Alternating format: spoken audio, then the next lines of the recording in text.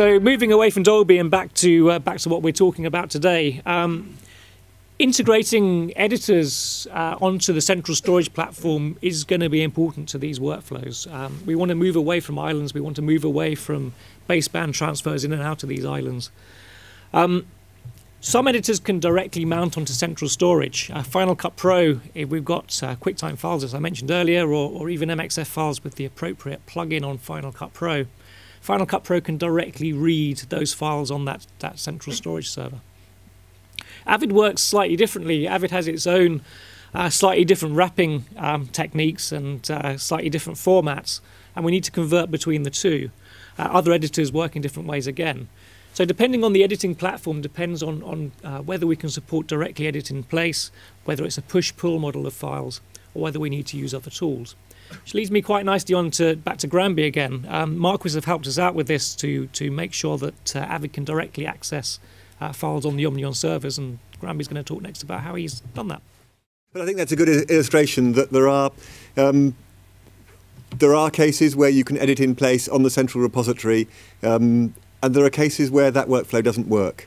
And you don't want to be constrained by one or the other workflow. There are benefits from working on the central repository, and there are benefits from getting your post-production off onto its own dedicated storage, working there and then bringing it back again. So whether you work in an edit-in-place workflow or whether you work in a file copy workflow will be affected by a number of different things, not least the number of audio channels that you need to access, what metadata you need to attach to it, what file formats are bouncing around.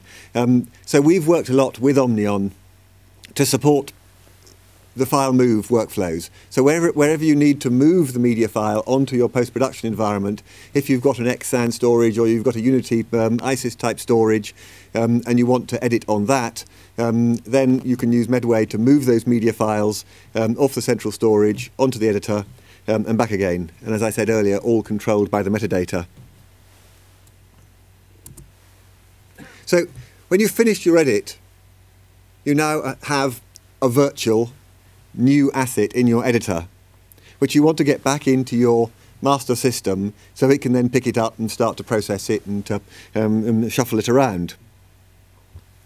Now, if we think about that metadata, we embedded some metadata into the EDL delivered into the editor at the beginning of the edit session.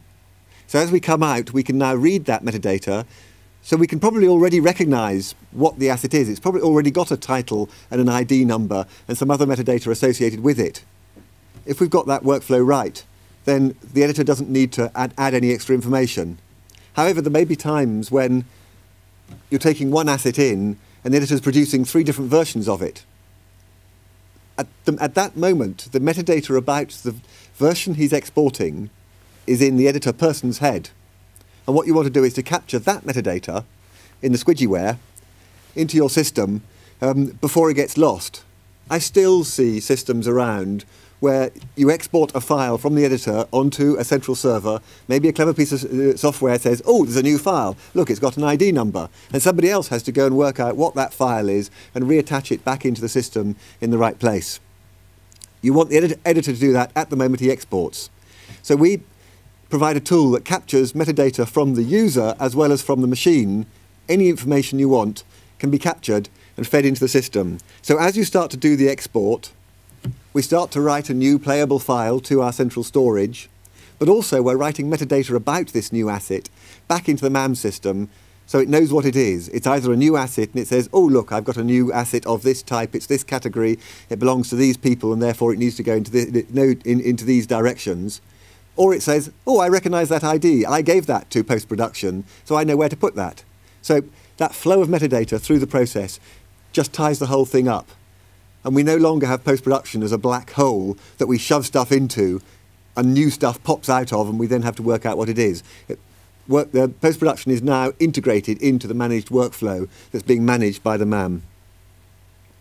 Another key piece of metadata that we can export as you come out of the edit is the genealogy. When we transferred the media into the editor's storage, we embedded into every one of those media files an ID number given to us by the MAM system. When we come back out again, every single shot on every track that's used in that edit can be tagged back to an ID number that the MAM gave us. So as well as the metadata about the new asset, we can say, here's what the new asset is, and here's where it came from. Every shot on every track then gets listed against an ID number that the MAM system recognises. And Serena's going to talk to us in a little bit about how we can then analyse that and use that information to enhance what's going on.